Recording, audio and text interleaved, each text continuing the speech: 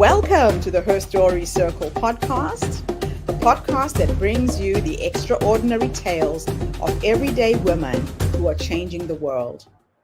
I'm your host, Gertrude Mache, and I'd like to acknowledge traditional custodians of the land on which we meet today.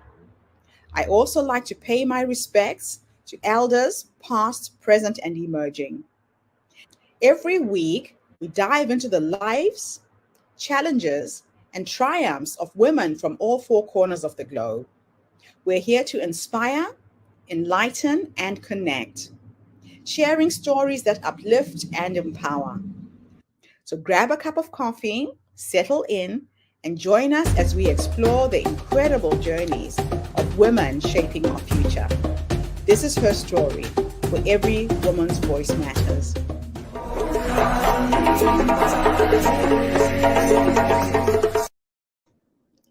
Hello, everybody, and welcome back to the Her Story TV and the Her Story podcast. This is Gertrude Mache here in beautiful Melbourne, Australia. And today I am graced with the presence of yet another fascinating young woman. Welcome, welcome, welcome back to our tribe. I know I interviewed you before. I can't wait to hear what has happened in the last 2 years. I think it was the last time we met. So please tell everybody your full name, where you're based, how old you are, and share your story with us today.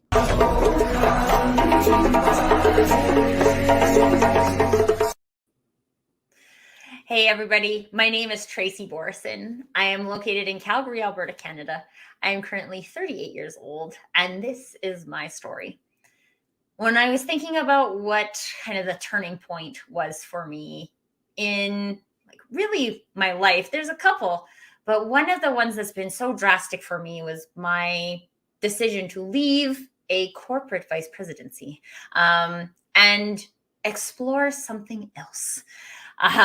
So I, like a lot of people, I grew up with two parents who worked in the business environment and just grew up assuming that that was the path for me. And I went to business school and I majored in marketing because I didn't want to take the government and business class. And that meant we could only major in marketing. So I did that and I got a job with a company that my dad was working for right out of university, stayed there for 4 years and really felt very out of place. That so many times I just would sit at my desk and think, what am I doing here? And what I didn't know at the time was that was me questioning my contribution and whether or not the contribution I was making was the contribution I was put on this earth to make. And so I kind of followed the flow of my career for a very long time. I got headhunted and then I started working for a company that opened a new office in a different city. And I went where the quote unquote opportunities were, the predefined society standard opportunities that were taught are opportunities. And then I had my son. So I had my son a little bit older. I was 34 when I had him. And when I went back to work after that, I just was not the same person. I cared about different things. My values had changed. And it was an uphill battle for me to find a place at this company, which very much had a place for me before. And I tried to figure it out for about a year. And then I personally, although COVID has been very challenging for a lot of people, what it has gave me was an opportunity to look at what I was doing and whether or not that was how I wanted to be spending my time. So we were all locked down and my husband and I were both working from home. My son couldn't go to daycare and I could hear him like giggling downstairs. And I was working these like overly extended hours to get done work that I just didn't really care about doing. And at that point, I was just like, no, this is not a good trade. And going to work at this job for even one more day, knowing that it's such a bad trade, is not a good idea for me. And so I wrote my resignation letter and I quit. And I did not know if I was going to go find another job or if I was going to start my own business. So I just started talking to people. I started talking to the people that I knew who were consultants. I started sending out some resumes, interviewing with different companies. I worked on some like marketing freelance gigs because my background is marketing. And very luckily, and I will say luckily because this is the universe conspiring to make this happen, but I was working on a client writing their website content. And the lady said to me, "Wow, you sound more like me than I do." And when I think about this moment, I always think like, oh, if copywriting was what I was meant to do, then I would have taken that as a compliment. But what that led me to question was like, why is that? Why do people not be themselves when they're showing up to write their website content? Or why do they have so much trouble showing up on social media and just being themselves when we have such an easy time doing that in person? But now we're in this environment that's just thrown us all into the digital landscape, and something got lost. We don't know how to show up like a human anymore because digital has been automated for so long, or 100 other reasons. But it really just piqued my interest in why do people not show up as their authentic selves? And this is what I am doing now, is just helping people break down those barriers of why they don't get to show up in front of people as their glorious, sparkly selves. And I will tell you the amount of contribution that I feel in being able to bring that to the world versus a automated marketing campaign, whole other level. Wow. What a journey you have been on. Amazing. So now you are a professional copywriter working from home, correct? I'm not actually a copywriter. So it was one of my the I think it was about October of 2020, the first time someone asked me to copyright, and I said no. I'm not going to be a copywriter because what I am is a coach. So I help people find their golden thread so they can say who they are, so they can say what they want, so they can stand for what they stand for, and bring that to market in all of the places that they want to show up. Oh, I love that. That is so beautiful. Now, if you could go back to just before you made this decision to venture into this new space and have a conversation with that younger woman, I'm pretty sure you had doubts, you weren't sure what you're doing was right. If you could go back and give her 3 nuggets of wisdom, what would they be? Trust your gut would be one of them, because it's actually funny. In my transition, I think I let it get to the point where I was like so done that it wasn't actually a very hard decision. But there were things that led up to it that I could have paid more attention to, and it wouldn't have let it go so long. That one of the straws that broke the camel's back for me was on my birthday. My birthday 2020 was 5 days before I gave my resignation, and it was the straw that broke the camel's back that my boss was making me do this project, and I was sitting at home crying because it was my birthday and nobody had recognized that it was my birthday, and I was just being forced to work on this project that, for whatever, I don't even remember what the project was, but it was not important to me. And I clearly wasn't important to the company. So definitely trust your gut would be number one piece of advice. Number two would be try on whether or not these definitions of success, these goals, these strategies, these corporate ladders are actually right for you. Because when I was young, and I think business school, it's made a little bit of a transition, but when I was in business school, it was just like, this is the path you follow to be successful in business. It included being like learning how to golf so you could do business on the golf course. It's so old school now when I think about it, but nowhere along the line does anybody say, is that right for you?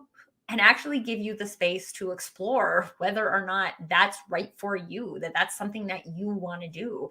So if I could go back and give the younger version of me an opportunity, even just that peek into the possibility that there is a different way or there's more to explore here, then it would be interesting to see how that would have transpired and whether or not I would have gotten to where I am now quicker than going through all the pain. Although I will say, I think part of your journey is the pain, right? So I don't believe in erasing all pain. I don't believe as a parent that I can erase all potential pain for my son, but it would be interesting to explore what that have been like. And a third piece of advice would be to shine. I was in a lot of relationships, a lot of rooms, a lot of companies that were indifferent to me shining. And quite honestly, some of them were actively tarnishing my shine. And I didn't fight back against that because we learn that if you're in a relationship, then you're supposed to compromise. And to me, what that was is I compromise my shine to make other people feel comfortable. And if I could go back, I would just say, never dull your shine because of another person. And I just feel like how much more confident, how much more heart connection would I have been able to have if I didn't let other people tarnish my shine. Oh, wow. Wonderful words of wisdom there. So now you have this new life work balance. Are you working from home? How are you coping with that transition? A lot of women are wanting to do this and are unsure of how to balance out the two because you've got a young child, right? I Tell do. us about that journey. So here's the thing that I have learned about work-life balance. And for a long time, I didn't like to use the word balance because I think people perceive balance as 50-50. But what a balance is what is right for you. And what is right for me is not what is right for any other person. It's about the ability to find confidence in yourself to make the decisions that are right for you. So what's right for me is working from home. What's right for me is working 2 full days a week in which my son goes to grandma and grandpa's and spending the days with him at home 3 days a week. What is right for me is doing a walking workout every day so that I create space specifically for me instead of like work and family. I found at the beginning that I would create these 2 buckets, work and family, and somehow Tracy got lost in that combination. And so I had to reconfigure that for me. And I think that's an important thing to remember too, is that figuring out the balance is it's a balancing act, right? There's different things. Sometimes you have to have more time, effort, and energy on home and family life. Like we're in the middle of a move right now. And that means that there's a lot of personal stuff that happens, and the work stuff has to get balanced. Sometimes when I'm doing we just relaunched my community, Your Business Peeps, on June 1st with new branding and everything. And that some more time was spent doing work. It's flexible. It evolves. It changes. It might change day to day. It might change within your day. And so I think being able to create that flexibility so that you can change it because you know that that's what's right for you is a really important thing. And yeah, it helps. And figuring out what's important to you, right? Like, is it important to you to have time to journal, to meditate, to work out, to have date night with your spouse, to have a special moment every day with your kids, which doesn't have to take a lot of time, but it does take intention. So when you can create that work-life balance with the right intention, then and it's your intention, not someone else's intention for you, then that's where you really get that confidence to make the decision that works for you, regardless of it's something that would work for someone else. Absolutely wonderful. Now, if I was a new client and I'm coming to you, I'm needing help. Take me through a step-by-step process on how you're helping women in particular who have their own brands, who have their own businesses. So I believe that personal brand consists of three foundational things. The first foundation is clarity. And it might seem like we know who we are. And deep down inside, we do. Our personal brand is something we carry with us our whole life. It doesn't go away. Sometimes it can get covered up and packed down pretty hard by external shoulds, how I should show up, what I should want to accomplish, should. And so the clarity piece is about peeling away the layers of societal, cultural, familial shoulds to get to who am I? And what is that part about you that actually lights you up, that you're so proud is part of you, that even if it was created by pain or trauma, that you wouldn't trade about yourself because you are so proud of who you are and how you can contribute based on that, you wouldn't want to erase it. So clarity is that first piece. If you don't have clarity, then the other two are not going to be highly productive. So clarity is where we need to start. The second is confidence.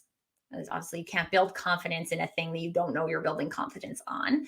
And confidence is about showing up. It's about using your voice. It's about taking a stand. It's about saying what you want to say. It's about not letting the fear of judgment from other people be the thing that stops you. If you don't want to do a thing because you don't want to do a thing, don't do a thing. I'm not saying you should do all the things that you don't want to do. Sometimes it's your personal brand saying, no, that's not me. I'm not going to do that. And it's not about changing your mind about that. It's about embracing that and saying, okay, that's my brand. I'm going to do something else. But when you're called to speak, when you are called to take a stand, that you have the confidence in yourself to do that, regardless of whether or not in that moment you're standing alone. And then the third foundation is community. And community is about surrounding yourself with people who want your light to shine. There are, like I said in my own story, I was historically surrounded by people and places and work environments that had no interest in my light shining. And as an entrepreneur, it can also feel very hard because you're in the experience alone. At the end of the day, right? Like it's your business. You're going to make the decisions. You're going to be successful by your definition or not successful. Although I don't believe in failure. I believe in failing forward. And if we don't fail, then we can't learn and we can't do things better. But even that, when surrounded by a community of people who believe in you, who are cheering you, who are like the biggest proponents of you shining your light on this world and just want to bask in the glow of who you are and what you do, having those people is just absolutely critical to finding success in those arenas. And whether it's one person or a whole community of people, that's really irrelevant, but we need to have somebody who can be that reflection back of us, of our light in those times where we feel like we're not very sparkly. So a coaching package with me includes all of those things so that by the time you get to the end of it, you actually can show up and say things regardless of what platform you choose to say those things on. Fantastic. Well, this has been an interesting interview and really quite pivotal at this time where a lot of women are thinking about alternative ways to make a living, making deliberate choices. And like you said, it's your intention that creates everything going forwards. So I'm hoping that our listeners have managed to grab some little nuggets of wisdom from you today, Tracy. It's such a pleasure to reconnect with you after a couple of years since I last interviewed you, and just to see you transition into this entrepreneur who's now helping other women to get into that space. So thank you so much for coming online and gracing us with your presence. Thank you, Gertrude. And thank you to everybody who's tuned in today. The Her Story movement has attracted some pretty phenomenal women. Every single day I come online, I'm talking to somebody in a completely different country, and it just is the air that I breathe now. I look forward to these interviews every day because I just don't know what story we will share. So come back again tomorrow, and Tracy would love to invite you to participate in our online summit in July. I'll email you some details about that because I really think there's a lot of women in our community who are needing help on getting their message clear, getting their online presence consistent, especially when it comes to branding, consistency, etc. So thank you so much for coming online today. Bye, everybody. Have a fantastic day, morning, or evening, wherever you are in the world. Bye for now. Thank you for tuning into the Her Story Circle podcast. I hope today's story has inspired you to believe in the power of our stories and the difference you can make in the world when you use your voice. I'm Gertrude Mache, and it's been an honor to share this space with you, where voices from all walks of life come together to weave a rich tapestry of diverse perspectives. Don't forget to subscribe, rate, and review our podcast to help us share these stories with more listeners. Follow us on social media by looking for the Her Story Circle podcast for more updates, and join us tomorrow for another episode filled with courage, resilience, and empowerment. Remember, your story matters, and together we're building a stronger, more inclusive world. Until next time, keep making her story.